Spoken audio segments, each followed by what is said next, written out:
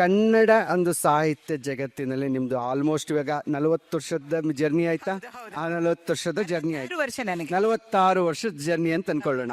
Okay, so ಈ 46 ವರ್ಷದ ಜರ್ನಿಯಲ್ಲಿ ಒಂದು ಮಹಿಳೆಯರ ಬರವಣಿಗೆಯಲ್ಲಿ ಏನು ಬದಲಾವಣೆಗಳು ಕಾಣಿಸ್ತಾ ಇದೆ ಮನೋಧರ್ಮದಲ್ಲಿ ಅಥವಾ ಸಾಹಿತ್ಯದಲ್ಲಿ ಅಥವಾ ಒಟ್ಟಾರೆಯಾಗಿ ನಿಮಗೆ ಮಹಿಳೆಯರು ಉದ್ದೇಶಿಸಿ ಮಾತಾಡ್ಬೋದು, ಅದು ಒಟ್ಟಾರೆ ಕನ್ನಡ ಸಾಹಿತ್ಯದಲ್ಲಿ ಏನು ಬದಲಾವಣೆ ಕಾಣಿಸ್ತಾ ಇದೆ ಇವಿಷ್ಟು ವರ್ಷಗಳಲ್ಲಿ ಅನ್ನುವಂಥದ್ದನ್ನು ಹೇಳಿ. ಮಾತು ಶುರು ಮಾಡೋಕ್ಕೆ ಪ್ರಶ್ನೆ ಅಷ್ಟೇ ಇದು. ನೋಡಿ, ಸುಮಾರು ವರ್ಷಗಳ ಹಿಂದೆ ನಾನು ಮೈಸೂರಿನಲ್ಲಿ BE ಮುಗಿಸಿ ಇಲ್ಲಿ ಟಾಟಾ ಇನ್ಸ್ಟಿಟ್ಯೂಟ್ಗೆ ಸಂಶೋಧನೆಗೆ ಅಂತ ಬಂದಾಗ 1981 ಕೊನೆಯ ಭಾಗ ಅನುಪಮಾ ನಿರಂಜನ್ ನನಗೆ ಪರಿಚಯ ಆದರು. ಹೇಗೆ ಅಂದರೆ, ನಾನು ಅವರ ಕಥೆಗಳನ್ನ ಓದ್ಬಿಟ್ಟು ಅವರಿಗೆ ಪತ್ರ ಬರೀತಿದ್ದೆ. ಅವ್ರು ಎಷ್ಟು ಸಹೃದಯರು ಅಂತಂದರೆ, ಆಗಷ್ಟೇ ಬರಿತಾ ಇರೋವಂತಹ, ನಾನು ಬರಿತಾ ಇದ್ದಿದ್ದು ಮಿಡಲ್ ಸ್ಕೂಲಿಂದ, ಅದರದ್ದು ಪ್ರಕಟವಾಗಿ ಶುರುವಾಗಿದ್ದು ಕಾಲೇಜಿಗೆ ಬಂದಾಗ. ಸೊ ಅಷ್ಟೊತ್ತಿಗೆ ನನಗೆ ಬಂದಿರೋ ಒಂದು 3-4 ಕಥೆಗಳನ್ನೇ ಅವ್ರು ಓದಿ ನನಗೆ ನನ್ನ ಕಥೆಗಳ ಬಗ್ಗೆ ಒಂದು ಒಳ್ಳೆಯ ಅಭಿಪ್ರಾಯ ತೋರಿಸಿ ಎನ್ಕರೇಜ್ ಮಾಡಿ ಕಳಿಸ್ತಾ ಇದ್ರು ನನಗೆ ಪತ್ರಗಳ ಮೂಲಕ. ಅಷ್ಟು ದೊಡ್ಡ ಲೇಖಕಿ. ಅವರ ಒಂದು ಕಾದಂಬರಿಗಳನ್ನ ಓದಕ್ಕೆ ಶುರು ಮಾಡಿದಾಗ ನನಗೆ ತುಂಬ ಆಶ್ಚರ್ಯ ಆಯಿತು, ಒಂದು ರೀತಿ ಆಘಾತ ಆಯಿತು. ನಾನು ಒಂದಿನ ಅವ್ರನ್ನ ಕೇಳಿದೆ, ಮೇಡಮ್, ನಾನು ನಿಮ್ಮ ಆಳ ಓದ್ತಾ ಇದ್ದೀನಿ, ಮಾಧವಿ ಓದ್ತಾ ಇದ್ದೀನಿ, ಎಷ್ಟು ಸ್ತ್ರೀಯ ದನಿಯನ್ನು ನೀವು ಹೊರಗೆ ತೆಗಿತಾ ಇದ್ದೀರಾ? ಮಾಧವಿ ಅಂತ ಕಥೆನೇ ನಿಮಗಂತೂ ತುಂಬ ಚೆನ್ನಾಗಿ ಗೊತ್ತಿರುತ್ತೆ. ಮಹಾಭಾರತದಲ್ಲಿ ಒಂದು ಫುಟ್ ನೋಟ್ ಅಷ್ಟೇ ಮಾಧವಿ. ಒಂದು ಕಡೆ ನೋಡಿದರೆ ಯಯಾತಿ, ಏನು ಮಗಳನ್ನೇ ದಾನ ಕೊಟ್ಟ ತಂದೆ, ಆತನಿಗೆ ದಾನಶೂರ ಅಂತ ಅಷ್ಟು ದೊಡ್ಡ ಹಿರಿಮೆ ಗರಿಮೆ. ಇನ್ನೊಂದು ಕಡೆ ಗಾಲವ, ತನ್ನ ಗುರುದಕ್ಷಿಣೆ ಅಲ್ಲಿ ವಿಶ್ವಾಮಿತ್ರ ಹೇಳಿದ, ನಿನ್ನ ಕೈಯಲ್ಲಿ ಆಗಲ್ಲಪ್ಪ, ನಾನು ಉಚಿತವಾಗಿ ನಿನಗೆ ಕೊಟ್ಟಿದ್ದೀನಿ ವಿದ್ಯಾದಾನ, ಹೋಗು ಅಂದರೆ ಇಲ್ಲ ನಾನು ಗುರುದಕ್ಷಿಣೆ ಕೊಡ್ತೀನಿ, ಏನು ಬೇಕು ಕೇಳಿ. ಆತನಿಗೂ ಏನೋ ಆ ಕುದುರೆಗಳು ಬೇಕಿಲ್ಲ, ಆದರೂ ಒಂದು ಕೇಳ್ತಾ ಇಬ್ಬರ ನಡುವಿನ ಅಹಂಕಾರದಲ್ಲಿ ಮಧ್ಯೆ ಚಿಂದಿ ಆಗಿದಂತಹ ಹೆಣ್ಣು ಮಗಳು ಮಾಧವಿ. ಆಕೆ ಬರೀ ಒಂದು ಫುಟ್ ನೋಟ್ ಆಗ್ತಾಳೆ ಮಹಾಭಾರತದಲ್ಲಿ. ಅನುಪಮಾ ನಿರಂಜನ್ ಮಾಧವಿಯ ಆ ಬದುಕನ್ನ 4 ಜನ ರಾಜರ ಬಳಿಗೆ ಈ ಗಾಲವ ಕರ್ಕೊಂಡು ಹೋಗ್ತಾನೆ. ಒಬ್ಬ ಪುರುಷನ ದಾನ ಅಂತ ಹೇಳುವ ಒಂದು ಅಹಂಕಾರದಲ್ಲಿ ಇನ್ನೊಬ್ಬ ಪುರುಷನ ನಾನು ಗುರುದಕ್ಷಿಣೆ ಕೊಟ್ಟೇ ತೀರುತ್ತೇನೆ ಅನ್ನುವ ಛಲದಲ್ಲಿ ಹರಿದು ಹಂಚಿ ಹೋಗೋದು ಮಾಧವಿಯ ಬದುಕು. ಅದನ್ನು ಅಷ್ಟು ಸುಂದರವಾಗಿ ತೆಗೆದಿದ್ರು. ಹಾಗೆ ಆ ಆಳ ಅನ್ನುವ ಒಂದು ಕಾದಂಬರಿನಲ್ಲಿ it was a woman archaeologist, if I remember right. ಅಂತಹ ಪಾತ್ರಗಳು ತಂದಿದ್ರು. ಅಂಥ ಸಮಯದಲ್ಲಿ ನಾನು ಅವರ ಹಿಂದಿನ ಒಂದು ಕಾದಂಬರಿ ಓದ್ಬಿಟ್ಟೆ, ಹಿಮದ ಹೂವು ಅಂತ. ಅದರೊಳಗೆ ಅನುಪಮಾ ಅವರೇ ಉದ್ಯೋಗಸ್ಥರಾಗಿದ್ರು ಕೂಡ ಅದರೊಳಗೆ ಉದ್ಯೋಗಸ್ಥ ಮಹಿಳೆ ಒಂದು ಚಿತ್ರ ಬರುತ್ತೆ. ಆಕೆ ಉದ್ಯೋಗಸ್ಥಳಾದ ಒಂದೇ ಕಾರಣಕ್ಕೆ ಗಂಡ ಬೇರೆ ಸಂಬಂಧ ಮಾಡ್ತಾನೆ, ಮಕ್ಕಳೆಲ್ಲ ಹಾಳಾಗೋಗ್ತಾರೆ. ಆಕೆ ಉದ್ಯೋಗಸ್ಥ ಸ್ಥಿತಿಯನ್ನೇ ಒಂದು ಗುರಿ ಮಾಡಿಕೊಂಡು ಕೊನೆಗೆ ಆಕೆ ಎಲ್ಲವನ್ನು ಸುಧಾರಿಸೋದಕ್ಕೆ ಅಂತ ಹೇಳ್ಬಿಟ್ಟು ಕೆಲಸ ಬಿಟ್ಟು ಮನೇಲಿ ಕೂರ್ತಾಳೆ. ನಾನು ಅನುಪಮಾ ನಿರಂಜನ್ ಕೇಳಿದೆ, ಮೇಡಮ್, ನೀವು ಹೇಗೆ ಇಂಥ ಕತೆ ಬರೆದ್ರಿ ಅಂತ. ಅವರು ಹೇಳಿದ್ರು, ನಾನು ಉದ್ಯೋಗಸ್ಥ ಮಹಿಳೆ ಆದರೂ ಕೂಡ ನನ್ನ ಸಾಮಾಜಿಕ ನಂಬಿಕೆಗಳು, ಈ ಒಂದು ಪಿತೃ ಪ್ರಧಾನತೆ ನನ್ನ ಒಂದು ರಕ್ತ ಚಲನೆಯಲ್ಲಿ ಹೇಗೆ ಸೇರ್ಕೊಂಡಿತ್ತು ಅಂತಂದ್ರೆ, ನಾನು ಯೋಚಿಸದೆ ಬರೆದಂತಹ ಕಾದಂಬರಿ ಅದು. ಬಹಳಷ್ಟು ಹೆಣ್ಣು ಮಕ್ಕಳು ಅವರು ಪಿತೃ ಪ್ರಧಾನ ನಂಬಿಕೆಗಳನ್ನ ತಮ್ಮದಾಗಿಸ್ಕೊಂಡಿದ್ರು. ಆದರೆ ಯಾವಾಗ 1975ರಲ್ಲಿ ಅಂತಾರಾಷ್ಟ್ರೀಯ ಮಹಿಳಾ ದಿನಾಚರಣೆ ಆಯಿತು. 1987, ನಾನು 87 ಯಾಕೆ ಹೇಳ್ತಾ ಇದ್ದೀನಿ ಅಂದರೆ, ನಾನು ಎಂಜಿನಿಯರಿಂಗ್ ಓದಂಥವಳು, ಕನ್ನಡದ ಸಾಹಿತ್ಯದ ಒಂದು ಅಕಾಡೆಮಿಕ್ ಹಿನ್ನೆಲೆ ನನಗಿಲ್ಲ. ಆದರೆ 1987ರಲ್ಲಿ ನಾನು ಕರ್ನಾಟಕ ಲೇಖಕಿಯರ ಸಂಘದ ಕಾರ್ಯದರ್ಶಿ ಆದೆ. ಹೇಮಲತಾ ಮೈಷಿ ಅವರು ಅದರ ಅಧ್ಯಕ್ಷರಾಗಿದ್ದರು. ಶಾಂತಾ ನಾಗರಾಜ್ ಅವರು ಉಪ ಅಧ್ಯಕ್ಷರಾಗಿ ಇದ್ದಂಥವ್ರು. ಈ ಎಲ್ಲ ಹಿರಿಯ ಲೇಖಕಿಯರ ಜೊತೆಗೆ ನಾನು ಆಗಷ್ಟೇ ಒಂದೇ ಒಂದು ಪುಸ್ತಕ ಬರೆದವಳು. ನಾವು ಆಗ ಒಂದು ಪ್ರಪಂಚವನ್ನು ನೋಡಿದ್ವಿ. ಏನು ಅಂತಂದ್ರೆ, ಬರಿತಾ ಇರೋದು ಹೆಣ್ಣು ಮಕ್ಕಳು ಬಹಳಷ್ಟು ಗಟ್ಟಿಯಾದ ವಿಚಾರಗಳನ್ನ ಬರಿತಾ ಇದ್ದಾರೆ, ಆದರೆ ಅದನ್ನು ಯಾರೂ ಗಮನಿಸ್ತಾ ಇರಲಿಲ್ಲ. ಒಂದು ಉದಾಹರಣೆ ಹೇಳ್ತೀನಿ. ಬೆಳಗೆರೆ ಜಾನಕಮ್ಮ ನಾವು ಮೊಟ್ಟ ಮೊದಲ ಪುಸ್ತಕವಾಗಿ ತರೋದಕ್ಕೆ ಕಾರಣವಾದ ಒಂದು ಹಿನ್ನೆಲೆ, ಹೆಣ್ಣು ಮಕ್ಕಳು ಬರೆದಿರೋದೆಲ್ಲ ಅಡುಗೆ ಮನೆ ಸಾಹಿತ್ಯ ಅಂತ. ಅದಕ್ಕೆ ಯಾವುದೇ ಒಂದು ಪ್ರಾಮುಖ್ಯತೆ ಇರ್ತಿರ್ಲಿಲ್ಲ. ನಾವು ಯಾವುದಾದ್ರೂ ಒಂದು ಸಾಹಿತ್ಯದ ವೇದಿಕೆಗೆ ಹೋದರೆ ವೇದಿಕೆ ಮೇಲೆಲ್ಲ ಪುರುಷರು ಇರ್ತಾ ಇದ್ರು. ಆಮೇಲೆ ಪುರುಷರ ಕೃತಿಗಳನ್ನ ಅವರು ವಿಮರ್ಶಿಸಿ ಅಥವಾ ಹಾಡಿ ಅಥವಾ ತೆಗಲಿ ಅಂತೂ ಅವರು ಪುರುಷರ ಸಾಹಿತ್ಯವನ್ನಷ್ಟೇ ಮಾತಾಡ್ತಾ ಇದ್ರು. ನನಗೆ ತುಂಬ ಚೆನ್ನಾಗಿ ಜ್ಞಾಪಕ ಇದೆ. ನಾನು ಇದ್ದೆ, ಹೇಮಲತಾ ಮೈಷಿ ಅವರಿದ್ರು, ಶಾಂತ ಅವರಿದ್ರು.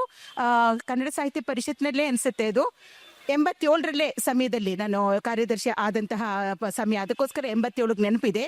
ಒಬ್ಬರು ಸ್ವಾತಂತ್ರ್ಯ ಪೂರ್ವದ ಕಾವ್ಯದ ಬಗ್ಗೆ ಸುಮಾರು 1 ಗಂಟೆಗೆ ಹೆಚ್ಚು ಸಮಯ ಮಾತನಾಡಿದ್ರು. ಒಬ್ಬರೇ ಒಬ್ಬ ಮಹಿಳೆಯ ಉಲ್ಲೇಖ ಬರಲಿಲ್ಲ. ನಾನು ಎಲ್ಲ ಮುಗಿದಾದ್ಮೇಲೆ ಅಲ್ಲ 1 ಗಂಟೆ ಮಾತಾಡಿದ್ರು, ಒಬ್ಬರು ಮಹಿಳೆಯ ಉಲ್ಲೇಖ ಮಾಡಲಿಲ್ವಲ್ಲ ಅಂದೆ. ಯಾರೇ ಇದ್ದಾರೆ, ಎಲ್ಲರೂ ಇದ್ದಾರೆ, ಹೆಣ್ಮಕ್ಳು ಬರೆದಿರೋದೆಲ್ಲ ಅಡುಗೆ ಮನೆ ಸಾಹಿತ್ಯ ಆದ್ರು. ನಾನು ವಾಪಸ್ ಬಂದು ಆ ಪ್ರಶ್ನೆ ಕೇಳಿದಾಗ ನನಗೆ ಅರ್ಥ ಆಯ್ತು, ಇವರು ಉತ್ಖನನ ಮಾಡೋದಿಲ್ಲ, ಉತ್ಖನನ ನಾವೇ ಮಾಡಬೇಕು. ನಾನು ಹೇಳಿದೆ ಯಾರಿದ್ದಾರೆ ಅಂತ ನನಗೂ ಗೊತ್ತಿಲ್ಲ, ಯಾಕೆಂದ್ರೆ ನಾನು ಕನ್ನಡವನ್ನ ಅಕಾಡೆಮಿಕ್ ಆಗಿ ಓದಿಲ್ಲ. ಆದ್ರೆ ನನಗೆ ಗೊತ್ತಿದೆ ಒಬ್ಬರಾದ್ರೂ ಇದ್ರು. ಯಾರು ಅಂದ್ರೆ ಬೆಳಗೆರೆ ಜಾನಕಮ್ಮ. ಯಾಕೆಂದ್ರೆ ನಮ್ಮ ತಂದೆ ಕನ್ನಡದ ಪ್ರೊಫೆಸರು, ನಮ್ಮ ಮನೆಯ ಪುಸ್ತಕದಲ್ಲಿ ಕಲ್ಯಾಣ ಪುಸ್ತಕ ಇತ್ತು. ನಾವೆಲ್ಲ ಚಿಕ್ಕವರಿದ್ದಾಗ ಗುಬ್ಬಿ ಗುಬ್ಬಿ ತರಬಲ್ಲ, ಮನೆ ಇದು ನನ್ನದು ನಿನ್ನದಲ್ಲ, ಅವ್ರು ಬರೆದಿರೋ ಆ ಕವನಗಳನ್ನ ಹಾಡ್ತಾ ಇದ್ವಿ. ಒಬ್ಬರಾದ್ರೂ ಖಂಡಿತ ಇದ್ರು. ಹೇಮಲತಮೇಶ್ ತಕ್ಷಣ ಹೇಳಿದ್ರು, ಈಗಲೇ ನೀವು ಚಿತ್ರದುರ್ಗಕ್ಕೆ ಹೋಗಿ ಬೆಳಗೆರೆಗೆ ಹೋಗಿ ಆ ಜಾನಕಮ್ಮನ ಬಗ್ಗೆ ಒಂದು ಪುಸ್ತಕ ಬರ್ಕೊಡಿ, ನಾವು ಇವಾಗ ಮಹಿಳೆಯರು ಯಾರಿದ್ರು ಅಂತ ತೋರ್ಸೋಣ ಅಂತ. ಚರಿತ್ರೆಯ ಪುಟಗಳಲ್ಲಿ ಬರೀ ಸಾಹಿತ್ಯ ಅಲ್ಲ, ಸಾಹಿತ್ಯವಾದ್ರೂ ಎಲ್ಲಾದ್ರೂ ದಾಖಲಾಗಿದೆ. ಈಗ ವಿಜ್ಞಾನದ ಬಗ್ಗೆ ನಾವು ಮಾತಾಡ್ತಾ ಇದ್ವಿ. ಚರಿತ್ರೆಯ ಪುಟಗಳಲ್ಲಿ ಹೆಣ್ಮಕ್ಳು ಎಲ್ಲೋ ವಿಜ್ಞಾನದಲ್ಲಿ ತಂತ್ರಜ್ಞಾನದಲ್ಲಿ ಇಲ್ಲ ಅಂತಾರೆ. ನಮ್ಮ ಚರಿತ್ರೆಯ ಪುಟಗಳನ್ನ ಹುಡ್ಕೊಂಡು ಹೋದ್ರೆ ವಿಜ್ಞಾನ, ತಂತ್ರಜ್ಞಾನ, ವೈದ್ಯಕೀಯ, ವೈಮಾನಿಕ ಯಾವುದೇ ಒಂದು ರಂಗದಲ್ಲಿ ಮಹಿಳೆ ಮಾಡಿರುವ ಸಾಧನೆ ನಮ್ಮ ಚರಿತ್ರೆಯಲ್ಲಿ ಅದೃಶ್ಯವಾಗಿದೆ. ಎಲ್ಲ ರಂಗದಲ್ಲೂ ಅವಳ ಕೊಡುಗೆ ಇದೆ. ನೀವು ವೈದ್ಯಕೀಯ ತೆಗೆದುಕೊಳ್ಳಿ, ಈ ನಾವು ಔಷಧಿ, ಮದ್ದು, ಆರೋಗ್ಯದ ಒಂದು ಸುಧಾರಣೆ, ರೋಗ ನಿವಾರಣೆ ಇರ್ಬೋದು, ಬಸಿರಿ ಬಾಣಂತನದ ಒಂದು ಆರೈಕೆ ಇರ್ಬೋದು, ಇವೆಲ್ಲವೂ ಹೆಣ್ಣು ಮಕ್ಕಳ ಕೈಯಲ್ಲಿ ಇದ್ದಂತಹ ವಿದ್ಯೆ, ಕೌಶಲ. ಯಾವಾಗ ಈ ಒಂದು ವೈದ್ಯಕೀಯ ಒಂದು ವ್ಯವಸ್ಥಿತ ಸಂಸ್ಥೆ ಆಯಿತು, ಹಾಗೇನೆ ಕೈಗಾರಿಕಾ ಕ್ರಾಂತಿ ಜೊತೆಗೆ ಗುಣ ಮಾಡುವ ಒಂದು ಕೌಶಲ ಹಣದ ಮೌಲ್ಯ ಪಡಿತು. ತಕ್ಷಣ ಹೆಣ್ಮಕ್ಳಿಗೆ ಮೆಡಿಕಲ್ ಕಾಲೇಜ್ಗೆ ಪ್ರವೇಶ ಇಲ್ಲ. ಯುರೋಪ್ನಲ್ಲಿ 15 ಮತ್ತು 16ನೇ ಶತಮಾನದಲ್ಲಿ ಇವರು ವಾಸಿ ಮಾಡಿದ್ರು ಅನ್ನುವ ಒಂದೇ ಕಾರಣಕ್ಕೆ ಮಾಟಗಾತಿಯರು ಅಂತ ಹೇಳ್ಬಿಟ್ಟು ಸಾವಿರಾರು ಹೆಣ್ಣು ಮಕ್ಕಳನ್ನ ಜೀವಂತ ಸುಟ್ಟ ಇತಿಹಾಸ ಇದೆ. ಇವೆಲ್ಲ ನಾನು ಪುನರ್ಶೋಧಿಸಿ ಅಗೆದು ತೆಗಿಬೇಕಾಗಿತ್ತು. ಯಾಕೆ ಅಂತಂದ್ರೆ ಇಂಟರ್ನೆಟ್ ಇದ್ದ ಕಾಲ ಅಲ್ಲ. 30 ವರ್ಷಗಳ ಹಿಂದೆ, ಕಾಲು ಶತಮಾನದ ಹಿಂದೆ ಇಂಗ್ಲೆಂಡು, ಯುರೋಪು, ಅಮೆರಿಕ, ಕೊನೆಗೆ ಮರಿಯಾ ರೇಕಿನ್ ಹುಡ್ಕೊಂಡು ಆ ಪೆರುವಿನ ಒಂದು ನಾಸ್ಕಾಗೋ ಹೋಗ್ಬೇಕಾಯ್ತು. ಈ ಒಂದು ಇತಿಹಾಸ ಎಲ್ಲಿ ಕಳೆದು ಹೋಯ್ತು? ಚರಿತ್ರೆಯಲ್ಲಿ ಮಹಿಳೆಯರು ಯಾಕೆ ಅದೃಶ್ಯವಾಗಿದ್ದಾರೆ? ವೈಮಾನಿಕ ರಂಗದಲ್ಲೂ ಕೂಡ ರೈಟ್ ಸಹೋದರು 1903ರಲ್ಲಿ ಹಾರಿಸ್ತಾರೆ. ಅದೇ ದಶಕದಲ್ಲಿ ಹಾರಿಸಿದ ಮಹಿಳೆ ಇದ್ರು. ಆ 30ರ ದಶಕದಲ್ಲಿ ಇಡೀ ಭೂಮಿಯನ್ನ ಪ್ರದಕ್ಷಿಣೆ ಹಾಕಿಕೊಂಡು ಸೋಲೋ ಫ್ಲೈಟ್ ಅಂತಹ ಮಹಿಳೆಯರಿದ್ರು. ಅವನ್ನೆಲ್ಲ ಹುಡುಕಿ ಹೋಗಿ ನಾವು ತೆಗೆದು ಈಚೆಗೆ ಬರಬೇಕು. ಈ ಒಂದು wise women, what is it that why did she vanish from history when she has made so much of contribution? For example, ಅಮೆರಿಕದ ಕಾಲೋನಿ ವಾಸಿಗಳಿಗೆ ಸಿಕ್ಕಂತ ಇಂಜಿನಿಯರಿಂಗ್ ಬಗ್ಗೆ ಮಾತಾಡ್ತಾ ಇರ್ತೀವಿ. ಈಗ ತಾನೇ ಇಂಜಿನಿಯರಿಂಗ್ ಬಗ್ಗೆ ಮಾತಾಡ್ಕೊಂಡು ಅಲ್ಲಿ ಬಂದ್ವಿ. ಅಮೆರಿಕದ ಕಾಲೋನಿ ವಾಸಿಗಳಿಗೆ ಸಿಕ್ಕಂತಹ ಮೊಟ್ಟ ಮೊದಲ ಪೇಟೆಂಟು ಸಿಬಿಲ್ಲಾ ಅನ್ನೋ ಮಹಿಳೆ ಒಂದು ಮೆಕ್ಕೆಜೋಳನ ಶುಚಿ ಮಾಡೋದಕ್ಕೆ ಆ ಪೇಟೆಂಟು. ಬಟ್ ಅದು 1715ರ ಸುಮಾರಲ್ಲಿ. ಆಗ ಆಕೆಗೆ ತನ್ನ ಹೆಸರಲ್ಲಿ, ಅಂದ್ರೆ ಹೆಂಗಸರಿಗೆ ತಮ್ಮ ಹೆಸರಲ್ಲಿ ತಾವು ಮಾಡಿದ ಅನ್ವೇಷಣೆನ ಪೇಟೆಂಟ್ ಮಾಡುವ ಹಕ್ಕೂ ಇರಲಿಲ್ಲ. ಅದಕ್ಕೆ 1 ಶತಮಾನ ಕಾಯ್ಬೇಕಾಯ್ತು. ಅದು ಗಂಡನ ಹೆಸರಲ್ಲಿ ದಾಖಲಾಯಿತು. ನಾನು ಕುತ್ಕೊಂಡು ಮೊದಲ ಮಹಾಯುದ್ಧದ ಸಮಯದಲ್ಲಿ, ಯಾಕೆಂದ್ರೆ ಹೊಲ ಗದ್ದೆಯ ಸಲಕರಣೆಗಳೇ ಜಾಸ್ತಿ ಪೇಟೆಂಟ್ ಆಗಿತ್ತು, ಆದ್ರೆ ಮೊದಲ ಮಹಾಯುದ್ಧದ ಸಮಯದಲ್ಲಿ ಮಹಿಳೆಯರಿಗೆ ಸಿಕ್ಕಿರುವ ಪೇಟೆಂಟ್ಗಳನ್ನ ನ್ಯೂಯಾರ್ಕ್ನ ಒಂದು ಲೈಬ್ರರಿನಲ್ಲಿ ಆರ್ಕೈವ್ಸ್ ಅಲ್ಲಿ ನೋಡ್ತಾ ಇದ್ದೀನಿ. There I find something like automatic pistol, the bomb launching vehicle, submarine mines, railway torpedoes. ಇವತ್ತು ನಾವು ಕೆವಲಾರ್ ಅನ್ನೋ ಒಂದು composite material we use it in aeroplanes, in space shuttles. ಅದರ ಹೊರಮೈಗಳನ್ನ ಮಾಡೋದಕ್ಕೆ that Kevlar composite material is invented by a woman. ಈ ಚರಿತ್ರೆ ನನಗೆ ಯಾಕೆ ಬರಲಿಲ್ಲ? ನಾನು 15ನೇ ವರ್ಷದಲ್ಲಿ ಇಂಜಿನಿಯರಿಂಗ್ ಸೇರ್ಬೇಕು, ವಿಜ್ಞಾನ ತಗೊಂಡು ಇಂಜಿನಿಯರಿಂಗ್ ಹೋಗ್ಬೇಕು ಅಂದಾಗ, ಈ ಇಂಜಿನಿಯರಿಂಗ್ ಎಲ್ಲ ನಿಮ್ಮ ರಂಗ ಅಲ್ಲ. ಕಾರ್ಪೆಂಟ್ರಿ ಇರುತ್ತೆ, ಮಿಷನ್ ಶಾಪ್ ಇರುತ್ತೆ, ಫೌಂಡ್ರಿ ಇರುತ್ತೆ. ಅವಾಗೆಲ್ಲ ಇತ್ತು. 5 ವರ್ಷದ ಕೋರ್ಸು, ಮೊದಲನೇ ವರ್ಷ ನಾವು ಕಾರ್ಪೆಂಟ್ರಿ ಹತ್ತಿರ ಪಡಿಲೇಬೇಕು. ಇದೆಲ್ಲ ನಿಮ್ಮ ರಂಗವಲ್ಲ ಅಂತ ಹೇಳ್ತಾ ಇದ್ರು. ನಾನು ಇಂಜಿನಿಯರಿಂಗ್ ಕಾಲೇಜ್ ಸೇರಿದ್ದು 1976ರಲ್ಲಿ. ಅಂತ ಸಮಯದಲ್ಲೂ ಕೂಡ ನಾವು ಒಂದು ಕಾಲೇಜಿಗೆ, ಮೈಸೂರಿನ ಕಾಲೇಜಿಗೆ ಸೇರಿದವು ನಾವು 7 ಜನ ಹೆಣ್ಮಕ್ಳು ಅಲ್ಲಿ ಸೇರ್ಕೊಂಡಿದ್ದು. ಆದ್ರೆ ನಾನು ನನ್ನ ಗೆಳತಿ ಅಲ್ಲಿಂದ ರ್ಯಾಂಕ್ ಪಡ್ಕೊಂಡು ವಿಶ್ವವಿದ್ಯಾಲಯಕ್ಕೆ ಈಚೆ ಬಂದಲ್ಲಿ there was nothing impossible for women ಅಂತ ಗೊತ್ತಾಗಿದ್ದು. Today why I am so happy today is we have engineering colleges for women itself in Karnataka. So ಬಹಳಷ್ಟು ದೂರಕ್ಕೆ ಬಂದಿದ್ದೀವಿ. ಮಹಿಳೆಯರ ಸಾಹಿತ್ಯವಾಗ್ಲಿ, ಮಹಿಳೆಯರ ಬೇರೆ ಬೇರೆ ರಂಗದ ಸಾಧನೆ ಆಗ್ಲಿ, ಇವತ್ತು ಆ ಸಾಧನೆ ಎಲ್ಲಾ ಕಾಲದಲ್ಲೂ ಇತ್ತು, ಆದ್ರೆ ಅದಕ್ಕೆ ಪ್ರಾಮುಖ್ಯ ಇರಲಿಲ್ಲ. ಇವತ್ತು ನೋಡಿ, ಭಾನು ಅವರು ಎಂದಿನಿಂದ ಬರ್ಕೊಂಡ್ಬಿಟ್ಟು ಬಂದಿದ್ದಾರೆ. ಭಾನು ಮುಷ್ತಾಕ್ ಅವರು, ಅವರ ಕಥೆಗಳನ್ನ ಓದಿ ಎಷ್ಟು ಸಂತಸ ಪಟ್ಟಿದ್ದೀವಿ. ಯಾಕೆಂದ್ರೆ ಅದು that is A lived experience. What she is writing, what she is lived experience ನ ಬರೆದಿರುವಂತದ್ದು.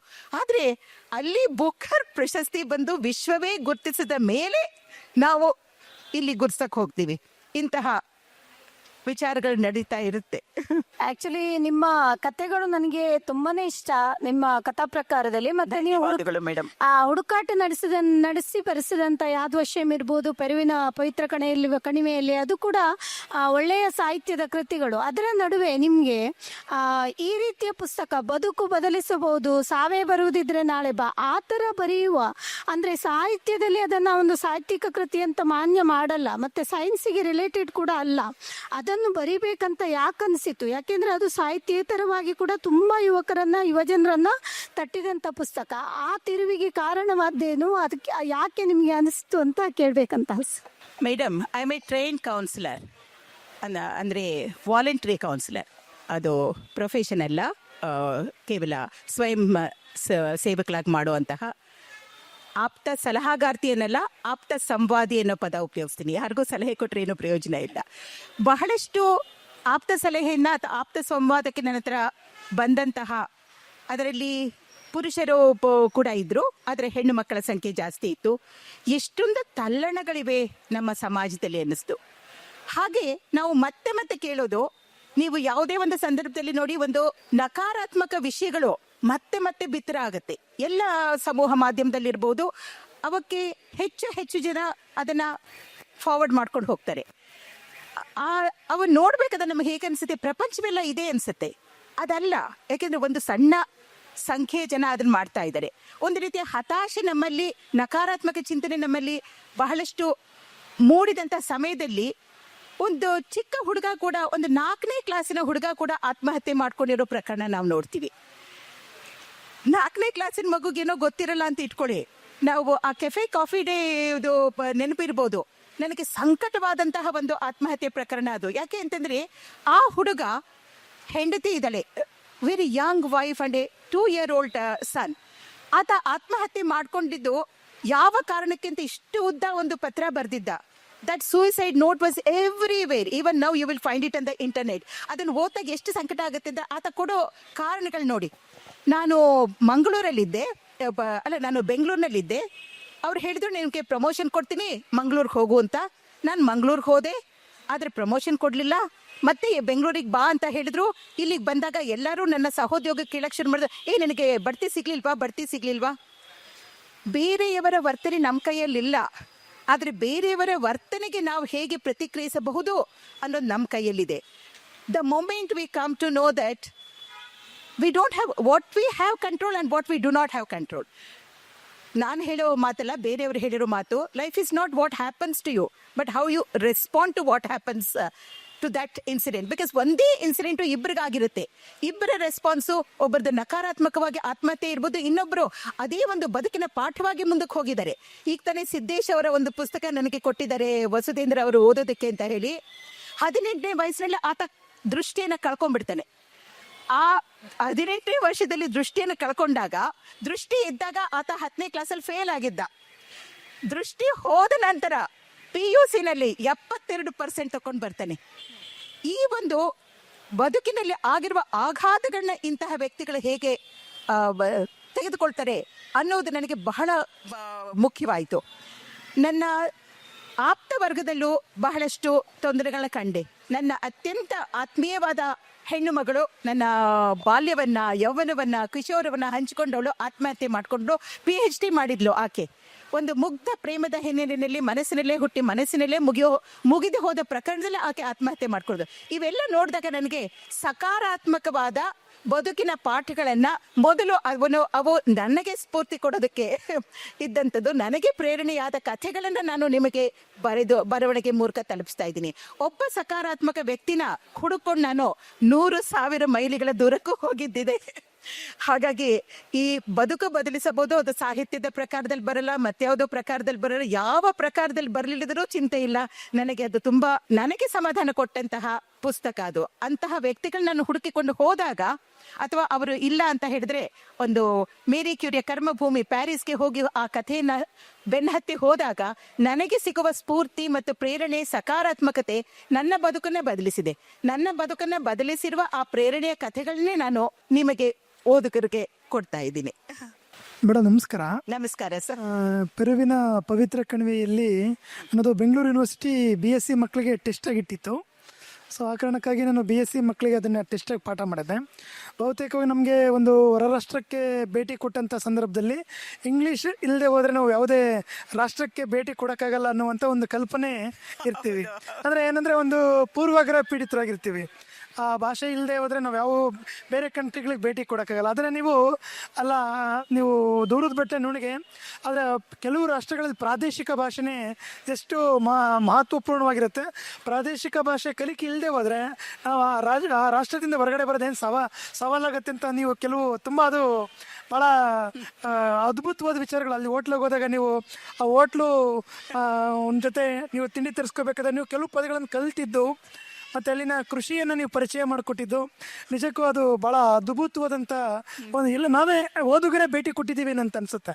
ಅದು ಆ ರೀಡಿಂಗ್ ಮಾಡ್ತಾ ಹೋದಾಗ ಪೆರುವಿನ ಪವಿತ್ರ ಕಣಿವೆಯಲ್ಲಿ ನಾನು ತುಂಬ ಅದಕ್ಕೆ ಸಂಬಂಧಪಟ್ಟ ನಾನು ಒಂದು 30 ಪುಟದ ಒಂದು ಆರ್ಟಿಕಲ್ ಬರ್ದೆ ನಾನು. Oh, thank you sir, thank you. So ಹಂಗಾಗಿ ಅಲ್ಲಿ ನಿಮ್ಮ ಬುಕ್ ಓದ್ತಾ ಹೋದಾಗ ನಾವೇ ಪೆರುವಿಗೆ ಭೇಟಿ ಕೊಟ್ಟಿದ್ದೀವಿ, ನಾವೇ ಊಟ ಕೂತಿದ್ದೀವಿ, ನಾವೇ ಆ ಪದಗಳನ್ನು ಕಲಿತಾ ಇದ್ದೀವಿ ಅನ್ನೋ ರೋಮಾಂಚನ ನಿಜಕ್ಕೂ ಒಬ್ಬ ಕ್ರಿಯಾಶೀಲ ಓದುಗರಿಗೆ ಅನಿಸುತ್ತೆ. ನಿಮ್ಮ ಮಾತು ಕೇಳಿ ನನಗೆ ಬಹಳ ಆನಂದ ಆಯಿತು. ನಮಸ್ತೆ ಮ್ಯಾಮ್. ಧನ್ಯವಾದಗಳು ಸರ್. ಅದು ಸುಮಾರು 1/4 ಶತಮಾನದ ಹಿಂದೆ ಇಂಟರ್ನೆಟ್, ಜಿಮ್ಯಾಪ್, ಮೊಬೈಲು ಇಲ್ಲದ ಕಾಲದಲ್ಲಿ ಹೋಗಿದ್ದು. ಹಾಗಾಗಿ ಅದ್ಭುತವಾದ ಒಂದು ಅನುಭವ ಆಯಿತು. ನಮಸ್ತೆ ಮ್ಯಾಮ್, ನಾನು ಡಾಕ್ಟರ್ ಪ್ರಿಯಾಂಕಾ ಅಂತ ತುಮಕೂರಿಂದ. ನನಗೆ I am A budding writer. But ನನ್ನಂಥ ಎಷ್ಟೋ ಲೇಖಕರಿಗೆ ಅಥವಾ ಈ ಥರ ಬರೀಬೇಕು ಅಂದರೆ ನಾನ್ ಲಿಟ್ರೇಚರಿಂದ ನಾನು ಮಾಡಿದ MBA ಕಂಪ್ಲೀಟ್ ಕಾಮರ್ಸಿಂದ ಬಂದು ಆಮೇಲೆ ಇಂಗ್ಲೀಷ್ ಲಿಟ್ರೇಚರ್ನ ಮಾಡಿ ಅಲ್ಲಿ PhD ಮಾಡಿದಂಥ, ಬಟ್ ನನ್ನಂಥ ಎಷ್ಟೋ ಈ ಥರದ ಒಂದು ಬರವಣಿಗೆಗೆ ತೊಡಗಿಸ್ಕೊಳ್ಳುವಂಥವ್ರಿಗೆ ನೀವು ತುಂಬ ಇನ್ಸ್ಪಿರೇಷನ್. ಸೊ ನನ್ನ ಸ್ಟೂಡೆಂಟ್ಸ್ಗೆ ಎಷ್ಟೋ ಜನಕ್ಕೆ ನಿಮ್ಮ ಬಗ್ಗೆ ನಾನು ನಿಮ್ಮ ಒಂದು ಕಥೆಗಳ ಮೂಲಕ ಇಂಟ್ರೊಡ್ಯೂಸ್ ಮಾಡಿದ್ದು. ಬಟ್ ಅದೆಲ್ಲದಕ್ಕಿಂತ ಮೀರಿದ್ದು ನನ್ನ ಲೈಫಲ್ಲಿ ಕೆಲವು ಡಿಫಿಕಲ್ಟೀಸ್ ಆ್ಯಂಡ್ ಚಾಲೆಂಜಸ್ ಬಂದಾಗ ನನಗೆ ಅವರು ಉಲ್ಲೇಖ ಮಾಡಿದಂಥ ಬದುಕು ಬದಲಾಯಿಸಬಹುದು, ನನ್ನ ಬದುಕನ್ನೇ ಬದಲಾಯಿಸಿದೆ. Thank you madam, thank you, thank you. So definitely ಈ ಥರದ ಒಂದು ಸೈಕಾಲಜಿಕಲ್ ಕೆಲವು ನೀವು ಅನುಭವಗಳನ್ನ, ನೈಜ ಅನುಭವಗಳನ್ನ ನೀವು ಶೇರ್ ಮಾಡ್ತಿರಲ್ಲ, ಇದು ಭಾಳ ಮನಸ್ಸಿಗೆ ನಾಟುತ್ತೆ. ಮತ್ತು ಈ ಥರದ ಬರವಣಿಗೆಗಳು ಹೆಚ್ಚು ಬೇಕು ಅಂತ ಹೇಳಿ ನನಗೆ ಆಗ ಅನಿಸ್ತು. ಮತ್ತು ಇದರಿಂದ ಪ್ರೇರಣೆಗೊಂಡು ನಾನು ಅನೇಕ ಈ ವೈಜ್ಞಾನಿಕ ಲೈಕ್ ಮೆಟಾವರ್ಸ್ ಆಗಿರ್ಬೋದು, NFT ಆಗಿರ್ಬೋದು, ಈ ಥರದ ಎಷ್ಟೋ ಸೈಂಟಿಫಿಕ್ ಹೊಸ ಟೆಕ್ನಾಲಜಿಗಳನ್ನ ನಾನು ಕನ್ನಡಕ್ಕೆ ಅದನ್ನು ಅನುವಾದ ಮಾಡುವಂಥ ಒಂದು ಕೆಲಸಕ್ಕೆ ತೊಡಗಿದೆ. ಈಗ ತೇಜಸ್ವಿ ಅವರ ಏರೋಪ್ಲೇನ್ ಚಿಟ್ಟೆಗಳು ನಾನು ಅದನ್ನ ಅನುವಾದ ಮಾಡ್ತಾ ಇದ್ದೀನಿ. ಸೊ ಈ ಥರದೆಲ್ಲ ನನಗೆ ಪ್ರೇರಣೆ ನೀವೇ. Thank you madam, thank you, thank you so much. Thank you madam. ಬದುಕಿನ ಅನುಭವಗಳನ್ನ ನಾವು ಹಂಚ್ಕೊಂಡಾಗ ಎಲ್ಲರಿಗೂ ಆದ ಅನುಭವಗಳು, ಆದ್ರೆ ಬಹಳ ಸಂಕೋಚ ಪಟ್ಕೊಳ್ತೀವಿ. ಒಂದು ಕಥೆ ಬರೆಯೋದು ಸುಲಭ ಆಗುತ್ತೆ. ವೈಯಕ್ತಿಕ ಅನುಭವಗಳು, ನಮ್ಮ ವಲ್ನರಬಿಲಿಟಿ, ನಮ್ಮ ವೀಕ್ನೆಸ್ಸು ಎಲ್ಲವನ್ನೂ ಅಲ್ಲಿ ನಾವು ತೆರೆದು ಸಾರ್ವಜನಿಕವಾಗಿರ್ಬೇಕಾಗತ್ತೆ. ನಾನು ಫೈನಲ್ ಡಯಾಗ್ನೋಸಿಸ್ ಅಂತ ಒಂದು ಲೇಖನ ಬರೆದೆ. ಅದು ನನ್ನ ಮಗಳು ಚಿಕ್ಕವಳಾಗಿದ್ದಾಗ ಒಂದು ವೈರಲ್ ಡಿಸೀಸ್ನ ಕ್ಯಾನ್ಸರ್ ಅಂತ pathologist, it was a human error, pathologist ಅದನ್ನ ಕ್ಯಾನ್ಸರ್ ಅಂತ ಐಡೆಂಟಿಫೈ ಮಾಡಿದ್ರು. ಅಲ್ಲಿಂದ ಶುರುವಾಯಿತು ನನ್ನ ಓಟ. ಅವತ್ತು ಇನ್ನೂ ಇಂಟರ್ನೆಟ್ ಅಲ್ಲಿ ಅಷ್ಟು ಮಾಹಿತಿ ಸಿಗ್ತಾ ಇಲ್ಲ, ಸ್ವಲ್ಪ ಮಾತ್ರ ಸಿಗ್ತಾ ಇದೆ. ನಾನು ಅಷ್ಟೆಲ್ಲ ಅವುಗಳನ್ನ ವಿಶ್ಲೇಷಣೆ ಮಾಡಿ ನೋಡಿದಾಗ ಇದು ಕ್ಯಾನ್ಸರ್ ಅಲ್ಲ ಅನ್ನಿಸ್ತಾ ಇದೆ. ಅದನ್ನ ನಾನು ವೈದ್ಯರಲ್ಲ, I am only an engineer. But ಯಾವ ವೈದ್ಯರ ಬಳಿಗೂ ತೆಗೆದುಕೊಂಡು ಹೋದ್ರೆ ಅವ್ರು ಫಸ್ಟ್ ನೋಡೋದು ಆ ಬಯಾಪ್ಸಿ ರಿಪೋರ್ಟ್ನ. ಅಲ್ಲಿ ಕ್ಯಾನ್ಸರ್ ಇದೆ, ನಾಳೆ ಕರ್ಕೊಂಡ್ಬಿಟ್ಟು ಬನ್ನಿ ಕೀಮೋ. ಆ ಒಂದು ಓಟ ಇತ್ತಲ್ಲ, ಒಂದು ತಾಯಿಯ ಓಟ, ಇನ್ನೊಂದು ಕಡೆ ವಿಜ್ಞಾನವನ್ನ ತಿಳಿದುಕೊಂಡಂತಹ ಅದು ವೈದ್ಯರಂಗವೇ ಆದರೂ ಕೂಡ ನಮಗೆ ಒಂದಿಷ್ಟು ಅರ್ಥವಾಗುವಂತಹ ಒಂದು ರಂಗ. ಆ ಒಂದು ಬದುಕಿನ ಅನುಭವವನ್ನು ನಾವು ಶೇರ್ ಮಾಡ್ಕೊಳಕ್ ಹೋದಂಗಿಲ್ಲ, ನಿಮಗೆ ಬ್ಯಾಕ್ಲಾಶ್ ಕೂಡ ಬರುತ್ತೆ. ಯಾಕೆಂತಂದ್ರೆ ಅಲ್ಲಿ ನಾವು ಕೆಲವು ಹ್ಯೂಮನ್ ಎರರ್ಸ್ ಏನು ಆಗಿರುತ್ತೆ ಅದನ್ನು ಕೂಡ ಅಲ್ಲಿ ತೋರಿಸ್ಬೇಕಾಗತ್ತೆ. ಈ ಒಂದು ಬ್ಯಾಕ್ಲಾಶ್ ಕೂಡ ನಾವು ಸಹಿಸ್ಕೊಳ್ಳಕ್ಕೆ ಸಿದ್ಧವಾಗಿ ನಮ್ಮ ಬದುಕಿನ ಅನುಭವನ ಹಂಚಿಕೊಂಡಾಗ ಅದು ಬೇರೆಯವರ ಬದುಕನ್ನು ಕೂಡ ಮುಟ್ಟುತ್ತೆ. ನನಗೆ ಆದಂತಹ ಆ ಒಂದು ಸೆಕೆಂಡ್ ಒಪಿನಿಯನ್ ನೀವು ತೆಗೆದುಕೋಬೇಕು. ಯಾಕಂದ್ರೆ ಅವಾಗಿನ್ನು ಇದು ಒಂದು ಕಾಲಶತಮಾನದ ಹಿಂದಿನ ಮಾತು. ನಾನು ಸೆಕೆಂಡ್ ಒಪಿನಿಯನ್ ಅಂತ ತಕ್ಷಣ ಯಾಕೆ ನಾನು ಡಾಕ್ಟರ್ ಅಲ್ವಾ, ನನ್ನ ಮೇಲೆ ನಿಮಗೆ ನಂಬಿಕೆ ಇಲ್ವಾ, ಈ ರೀತಿ ಪ್ರಶ್ನೆ ಬರ್ತಾ ಇತ್ತು. ಇವತ್ತು ನನಗೆ ತುಂಬಾ ಖುಷಿ ಆಗುತ್ತೆ, ಜನಗಳು ಸೆಕೆಂಡ್ ಒಪಿನಿಯನ್ ಇಲ್ಲ ಥರ್ಡ್ ಒಪಿನಿಯನ್ಗೂ ಹೋಗ್ತಾರೆ. ಯಾಕೆ ಅಂತಂದ್ರೆ ಬದುಕು ಜೀವ ನಮ್ಮದು. ಸೊ ನಾವು ಖಾತ್ರಿ ಮಾಡ್ಕೊಂಡು ಯಾವಾಗ ಅಂದ್ರೆ ಏನೋ ಸಣ್ಣ ಪುಟ್ಟ ರೋಗಗಳಾದ್ರೆ ಪರವಾಗಿಲ್ಲ, ಆದ್ರೆ ಒಂದು ತನ್ನಷ್ಟಕ್ಕೆ ತಾನೇ ಹೋಗುವ ವೈರಲ್ ರೋಗ, ಇಲ್ಲಿ ಒಂದು ಕ್ಯಾನ್ಸರ್ ರೋಗಿ ಅಂತ ಹಣೆ ಪಟ್ಟಿ ಹಾಕಿ ಕೀಮೋ ಕೊಟ್ರೆ ನಿಮಗೆ ಕ್ಯಾನ್ಸರ್ ಇಲ್ಲದಾಗ ನಿಮ್ಮ ಸ್ವಸ್ಥವಿರುವ ಜೀವಕೋಶಗಳು ನಾಶವಾಗುತ್ತೆ. ಅಂತಹ ಒಂದು ಸ್ಟೇಕ್ ಇದ್ದಾಗ ಇದು ಒಂದು ಆರೋಗ್ಯಕ್ಕೆ ಸಂಬಂಧಪಟ್ಟಂತಹ ವಿಷಯ. ಆದ್ರೆ ಬೇರೆ ನಮ್ಮ ಎಮೋಷನಲ್ ಸ್ಪೇರ್ ಅಲ್ಲಿ ಇಂತಹದೇ ಒಂದು ಭಯಂಕರ ಘಟನೆಗಳು ನಡೆದಿರುತ್ತವಲ್ಲ, ಅವನ್ನ ನಾವು ಹಂಚ್ಕೊಳ್ಳೋದು ಮುಖ್ಯ ಅನ್ಸುತ್ತೆ. ಕೆಲವು ಸತಿ ವೈಯಕ್ತಿಕ ಹೆಸರಲ್ಲಿ ಹಂಚ್ಕೊಳ್ಳೋಕೆ ಆಗೋದಿಲ್ಲ ಅಂತ ಹೇಳಿದ್ರೆ ಕಥಾ ಮಾಧ್ಯಮ ಇದ್ದೇ ಇದೆ. ನಮ್ಮ ಬದುಕನ್ನ ಹೇಗೆ ನಿಭಾಯಿಸಲು ಸಾಧ್ಯವಾಗಿದ್ರೆ ಅದರ ಕೆಲವು ಬೆಳಕನ್ನ, ಟಾರ್ಚ್ ಲೈಟ್ ಅನ್ನ ಬೇರೆಯವ್ರ ಕೈಗೆ ಕೊಡೋದೊಂದೇ ನನ್ನ ಈ ರೀತಿಯ ಬರವಣಿಗೆಯ ಉದ್ದೇಶ. ಆ ಬದುಕು ಬದಲಿಸಬಹುದು ತರಹದ ಬರವಣಿಗೆಗಳು.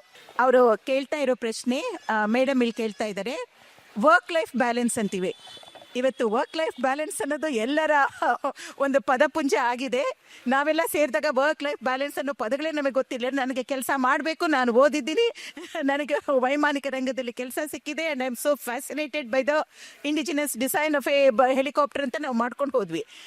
ನನಗೆ ಸ್ಫೂರ್ತಿ ಆಗಿದ್ದು ಯಾವುದು ಗೊತ್ತೇನಮ್ಮ, ನಾನು ಆಗ್ಲೇ ಹೇಳಿದ ಹಾಗೆ ಇಂಜಿನಿಯರಿಂಗ್ ನಿಮ್ಮ ರಂಗ ಅಲ್ಲ, ವಿಜ್ಞಾನವೇ ನಿಮ್ಮ ರಂಗ ಅಲ್ಲ ಅಂತಿದ್ರು. ಅಂತ ಸಮಯದಲ್ಲಿ ನಾನು ಶಾಲೆಯಲ್ಲಿ ಓದಿದ ಯಾವುದೇ ಪಠ್ಯ ಪುಸ್ತಕದಲ್ಲಿ ಮಹಿಳಾ ವಿಜ್ಞಾನಿಗಳ ಉಲ್ಲೇಖ ಇರಲಿಲ್ಲ. ನಮ್ಮ ತಂದೆಯವರ ಮನೆಯಲ್ಲಿ ಇದ್ದಂತಹ ಗ್ರಂಥಾಲಯದಲ್ಲಿ ಮೇರಿ ಕ್ಯೂರಿ ನನಗೆ 15ನೇ ವಯಸ್ಸಿಗೆ ಪರಿಚಯ ಆಯಿತು. ಆ ಮೇರಿ ಕ್ಯೂರಿಯ ಕಥೆನ ನಾನು ಓದ್ತಾ ಇದ್ದೀನಿ. ಆಕೆ ಎಲ್ಲವೂ ಆಗಿದ್ಲು. ನಾವೇನ್ ಅನ್ಕೋತೀವಿ, ಇಂಜಿನಿಯರ್ ಆದ್ರೆ ವೈಫ್ ಆಗಕ್ಕಾಗಲ್ಲ, ವೈಫ್ ಆದ್ರೆ ಮದರ್ ಆಗಕ್ಕಾಗಲ್ಲ. ಮೇರಿ ಕ್ಯೂರಿ 2 ನೋಬೆಲ್ ಪಾರಿತೋಷಕವನ್ನ 1903 ಆಕೆಗೆ ಭೌತಶಾಸ್ತ್ರದಲ್ಲಿ ನೋಬೆಲ್ ಪಾರಿತೋಷಕ. Then in 1911 she gets the Nobel for chemistry. And in a history of more than 100 years of Nobel Prize, there is no other person who got in science in 2 different fields. Peace award, ಆಮೇಲೆ science ಬಂದಿರೋರು ಇದ್ದಾರೆ. ಅಂತಹ ಮಹಿಳೆ, ಆಕೆ ತನ್ನ PhD ಥೀಸಿಸ್ಗೆ ಆರಿಸಿಕೊಂಡ ವಿಷಯ ಆ ಯುರೇನಿಯಂ ರೇಡಿಯೇಷನ್. ಅದರ ಬಗ್ಗೆ ಯಾವುದೇ ಒಂದು ಮೂಲ ಗ್ರಂಥಗಳು ಅವಾಗ ಇರಲಿಲ್ಲ. ನಾವು PhDಗೆ ಆರಿಸ್ಕೊಂಡ್ರೆ ಬೇಗ ಮುಗಿಸ್ಕೊಂಡು ಈಚೆಗೆ ಬರೋದಕ್ಕೆ ನೋಡ್ತೀವಿ. ಯಾವುದೋ ಒಂದು ಗೊಂಡಾರಣ್ಯದಲ್ಲಿ ಹೊಸದಾದ ಒಂದು ವಿಷಯವನ್ನ ಆಕೆ ಆರಿಸ್ಕೊಂಡ್ಲು. ವಿದ್ಯಾರ್ಥಿಯಾಗಿ ಶಿ ವಾಸ್ ಎಕ್ಸಲೆಂಟ್, ಸೈಂಟಿಸ್ಟ್ ಆಗಿ ಶಿ ವಾಸ್ ಎಕ್ಸಲೆಂಟ್. ಅದೇ ಸಮಯದಲ್ಲಿ ನಾನು ನೋಡ್ತೀನಿ ಈವ್ ಕ್ಯೂರಿ, ಆಮೇಲೆ ಐರಿನ್ ಕ್ಯೂರಿ ಮೊದಲನೇ ಮಗಳು ಹುಟ್ಟದಾಗಿರೋದು. ಆಕೆ ಯಾವಾಗ ಹಲ್ ಬಿತ್ತು, ಯಾವಾಗ ಅವಳು ಹೆಜ್ಜೆ ಹಾಕಿದ್ಲು, ಮನೆಯಲ್ಲೇ ಕುಳಿತಂತಹ ಗೃಹಿಣಿ ಆಗ್ಲಿ ಅಥವಾ ಗೃಹಸ್ಥ ಆಗ್ಲಿ ಇಷ್ಟೊಂದು ಗಮನಿಸಿ ಆ ಮಗುವಿನ ಒಂದು ಪಾಲನೆಯಲ್ಲಿ ಅದರ ಬೆಳವಣಿಗೆ ಗಮನ ಕೊಟ್ಟಿರ್ಲಿಲ್ಲ ಅನ್ಸುತ್ತೆ. ಆಕೆ ಅವನ್ನೆಲ್ಲ ದಾಖಲೆ ಮಾಡಿದ್ದಾಳೆ. ನಾನು ಮುಂದೆ ಮೇರಿ ಕ್ಯೂರಿಯ ಆ ಜಾಗಕ್ಕೆ ಹೋದಾಗ, ಆಕೆ ಕರ್ಮಭೂಮಿಯ ಆ ಜಾಗಕ್ಕೆ ಹೋದಾಗ ಆಕೆ ಹ್ಯಾಂಡ್ ರೈಟಿಂಗ್ ನ ಆ ನೋಟ್ಬುಕ್ ನೋಡಿದಾಗ ಅಂತ ಖುಷಿ ಆಯ್ತು. ಅದನ್ನೆಲ್ಲ ಮೊದಲೇ ಓದಿ ಕೂತ್ಕೊಂಡಿದ್ದೆ. ಆ 15ನೇ ವಯಸ್ಸಲ್ಲಿ ಪುಟ್ಟ ಪುಸ್ತಕ, ಆದ್ರೆ ನಾನು ಇನ್ಸ್ಟಿಟ್ಯೂಟಿಗೆ ಬಂದಾಗ ದೊಡ್ಡ ಪುಸ್ತಕ ಓದಿದೆ. She was able to balance everything. She was a wife, she was a mother. ಆಮೇಲೆ ಏನು, ಅಷ್ಟು ಪುಟ್ಟ ಮಕ್ಕಳಿಗೆ ವಿಜ್ಞಾನವನ್ನ ಹೇಗೆ ಕಲಿಸೋದು. ಮೇರಿ ಕ್ಯೂರಿ ತುಂಬಾ ಬೇಗ ತೀರ್ಕೊಳ್ತಾರೆ ಒಂದು ಅಪಘಾತದಲ್ಲಿ, ರಸ್ತೆಯ ಅಪಘಾತದಲ್ಲಿ. 2 ಪುಟ್ಟ ಹೆಣ್ಣು ಮಕ್ಕಳನ್ನ ಇಟ್ಕೊಂಡು ಈ ತಾಯಿ ಆ ಮಕ್ಕಳಿಗೆ ನಾವು ಸಂಗೀತವನ್ನು ಅವರಿಗೆ ಪರಿಚಯ ಮಾಡಬೇಕು. ಅವ್ರಿಗೆ ಏನು ಆಸಕ್ತಿ ಇದೆಯೋ ಆಮೇಲೆ ಅವರು ಆ ರಂಗದಲ್ಲಿ ಮುಂದುವರಿದೆ. ವಿಜ್ಞಾನವನ್ನು ಪರಿಚಯ ಮಾಡಬೇಕು, ಕಲೆಯ ವಿಷಯವನ್ನ ಪರಿಚಯ ಮಾಡಬೇಕು. ಎಷ್ಟೊಂದು ಆಕೆ ಪರಿಶ್ರಮ ಪಡಿತಾಳೆ ಅಂತಂದ್ರೆ, ತನ್ನ ಸಹೋದ್ಯೋಗಿ ಆ ವಿಜ್ಞಾನಿಗಳಿಗೆಲ್ಲ ಹೇಳ್ತಾರೆ, ನಮ್ಮ ಪುಟ್ಟ ಮಕ್ಕಳನ್ನ ಕರ್ಕೊಂಡ್ಬಿಟ್ಟು ಬರೋಣ, ಒಬ್ಬೊಬ್ರು ನಿಮ್ಮ ಪ್ರಯೋಗ ಶಾಲೆಯಲ್ಲಿ ನೀವು ನಿಮ್ಮ ವಿಷಯವನ್ನ ಆ ಮಕ್ಕಳಿಗೆ ಸರಳವಾಗಿ ಹೇಳಬೇಕು. ಐರಿನ್ ಕ್ಯೂರಿ ನಂತರ ನೋಬೆಲ್ ಪಾರಿತೋಷಕ ತಗೊಂಡಿದ್ದು ಏನೋ ಆಶ್ಚರ್ಯ ಅಲ್ಲ. ಶಿ ವಾಸ್ ಎಲ್ಲ ಪಾತ್ರಗಳಲ್ಲೂ ಕೂಡ ಆಕೆ ಹರಿದು ಹಂಚಿ ಹೋಗ್ಲಿಲ್ಲ. ಎಲ್ಲ ಪಾತ್ರಗಳನ್ನು ಕೂಡ ನಿಭಾಯಿಸಿದ ಆ ಒಂದು ಉತ್ಕಟ ಇಚ್ಛೆ ನಮ್ಮಲ್ಲಿದ್ದಾಗ we will find time for everything. ಇದು ಪುರುಷರಿಗೂ ಅನ್ವಯ ಆಗುತ್ತೆ. ಯಾಕೆಂದ್ರೆ ಇವತ್ತು ವರ್ಕ್ ಲೈಫ್ ಬ್ಯಾಲೆನ್ಸ್ ಬರೀ ಹೆಣ್ಣು ಮಕ್ಕಳ ಸಮಸ್ಯೆ ಆಗಿಲ್ಲ, ಅದು ಪುರುಷರ ಸಮಸ್ಯೆ ಆಗಿದೆ. When I was dean at HL management academy, ನಾನು ವರ್ಕ್ ಲೈಫ್ ಬ್ಯಾಲೆನ್ಸು ಗಂಡು ಮಕ್ಕಳ senior officers both men and women ಅವ್ರಿಗೆ ಓಪನ್ ಮಾಡಿದ್ದೆ ಈ ಕಾರಣಕ್ಕೆ. ಮೇಡಮ್, ನಾನು ಯಾದ್ ವಶೀಂ ಪುಸ್ತಕದಲ್ಲಿ ಕೊನೆಯಲ್ಲಿ ನೀವೊಂದು ವಿಷಯ ಹೇಳ್ತೀರಾ, ಅಂದ್ರೆ ಒಬ್ಬ ಲೇಖಕಿಯಾಗಿ ನಿಮ್ಮ ತಲ್ಲಣಗಳನ್ನ ಕಥಾನಾಯಕಿ ಹೇಳೋ ರೀತಿನಲ್ಲಿ ಹೇಳ್ತೀರಾ, ಎಲ್ಲಿ ಬೇಕಾದ್ರೂ ಮತ್ತೊಬ್ಬ ಹಿಟ್ಲರ್ ತಲೆ ಎತ್ತಬಹುದು, ಎಲ್ಲೇ ಬರಲ್ಲ ಅಂತ ನಾನು I was keeping my fingers crossed. ಆದ್ರೆ ಈಗ ನಾವು ಸುತ್ತ ನೋಡ್ತಾ ಇದ್ದೀವಿ, ಯಾವುದೇ ಎರಡು ದೇಶಗಳು ಅಕ್ಕಪಕ್ಕದಲ್ಲಿ ಸಂತೋಷವಾಗಿ ಖುಷಿಯಾಗಿ ಇದೆ ಅಂತ ಹೇಳೋಕೆ ಉದಾಹರಣೆಗಳೇ ಸಿಗದೆ ಹೋಗ್ತಾ ಇದೆ. ಈ ಸಂದರ್ಭದಲ್ಲಿ ನೀವು ಏನ್ ಹೇಳೋಕೆ ಇಷ್ಟಪಡ್ತೀರಾ? ಮತ್ತೆ ಈ ಕಾಂಟೆಂಟ್ ಮೇಲೆ ಮತ್ತೊಂದು ಪುಸ್ತಕ ನಿರೀಕ್ಷಿಸಬಹುದಾ? ಮತ್ತೊಂದು ಪುಸ್ತಕ ನಾನು ಯಾದ್ ವಶೀಂ ಬರೆಯೋದಕ್ಕೆ 10 ವರ್ಷ ಹಿಡೀತಮ್ಮ. ಇಲ್ಲಿ ಮೈಸೂರು ರಸ್ತೆಯ ಗೋರಿ ಪಾಳ್ಯದ ಆ ಯಹೂದಿ ಗೋರಿಗಳನ್ನ ಕಂಡ ಕ್ಷಣದಿಂದ ಸುಮಾರು 8 ವರ್ಷ ಬರೀ ಅದರ ಹಿನ್ನೆಲೆಯ ಒಂದು ಸಂಶೋಧನೆಗೆ ಕಳೆದು ಹೋಯಿತು. ಯಾಕೆಂದರೆ ಇಂಗ್ಲೆಂಡ್ಗೆ ಹೋಗಬೇಕು, ಇನ್ನೆಲ್ಲೋ ನಾಸಿ ಕ್ಯಾಂಪ್ ಹೋಗಬೇಕು, ಅದಕ್ಕೆಲ್ಲ ಹೋಗೋದಕ್ಕೆ ಮೊದಲು ಹಣ ಬೇಕು. ಅದಕ್ಕಿಂತ ಹೆಚ್ಚಾಗಿ ನನಗೆ ನನ್ನ ಕಾರ್ಯಕ್ಷೇತ್ರ ಮೊದಲ ಆದ್ಯತೆ ಆಗಿತ್ತು. ಯಾವುದೋ ಒಂದು ಮೇಜರ್ ಮೈಲ್ ಸ್ಟೋನ್ ಮುಗೀತು ಅಂದರೆ ಆವಾಗ ಒಂದಷ್ಟು ರಜಾ ತಗೊಂಡು ಹೋಗ್ಬೋದಾಗಿತ್ತು. ಇನ್ನೊಂದು ಕಾದಂಬರಿ, ಈಗ ನಾನು ನಿವೃತ್ತಳಾಗಿದ್ದೀನಿ, ಅದನ್ನು ಆರಂಭ ಮಾಡಿ ಹಲವು ವರ್ಷಗಳು ಕಳೆದಿದೆ, ಆದರೆ ಬಹಳ ಸಮಯ ಹಿಡಿಸುತ್ತೆ. ಇವತ್ತು ಎಲ್ಲ ಕಡೆಯೂ ಅಥಾರಿಟೇರಿಯನ್ ರೂಲ್ ನಾವು ನೋಡ್ತಾ ಇದ್ದೀವಿ. ಅದು ಅಮೆರಿಕ ಇರ್ಬೋದು, ಇಸ್ರೇಲ್ ಇರ್ಬೋದು. ಆ ಯಹೂದಿಗಳ ಒಂದು ಚಾಪ್ಟರಲ್ಲಿ ನಾನು ಬರಿತೀನಿ, ಎಲ್ಲಿ ಅವರು ಸಂತ್ರಸ್ತರಾಗಿದ್ರು ಮತ್ತೊಂದು ದೇಶದಲ್ಲಿ, ಅಲ್ಲಿ 60 ಲಕ್ಷ ಜನ, 6 ಮಿಲಿಯನ್ ಜೂಯಿಷ್ ಪೀಪಲ್ ದ ಪೆರಿಶ್ಡ್ ಇನ್ ಹಿಟ್ಲರ್ಸ್ ದಿಸ್ತಿ. ಅವರು ಇವತ್ತು ಗಾಜಾದಲ್ಲಿ ನಡೆಸ್ತಾ ಇರೋದು ಏನು? 2 ವರ್ಷದಿಂದ ನಡ್ಕೊಂಡ್ಬಿಟ್ಟು ಬಂದಿದೆ. 60,000 ಜನ ಅಲ್ಲಿ ಸತ್ತಿದ್ದಾರೆ. ಅಲ್ಲಿಯ ಮಕ್ಕಳು ಆಹಾರಕ್ಕೋಸ್ಕರ ಕಾದುಕೊಂಡು ಕೂತಿರುವಂಥವ್ರ ಮೇಲೂ ಕೂಡ ಬಾಂಬಿನ ಮಳೆ ಸುರಿತಾ ಇದೆ. ಒಂದು ಜನಾಂಗ, ನೋವನ್ನು ಅನುಭವಿಸಿದ ಒಂದು ಜನಾಂಗ ಮತ್ತೊಂದು ಜನಾಂಗದ ಮೇಲೆ ಈ ರೀತಿಯ ಕ್ರೌರ್ಯವನ್ನು ಮಾಡಕ್ ಸಾಧ್ಯವೇ?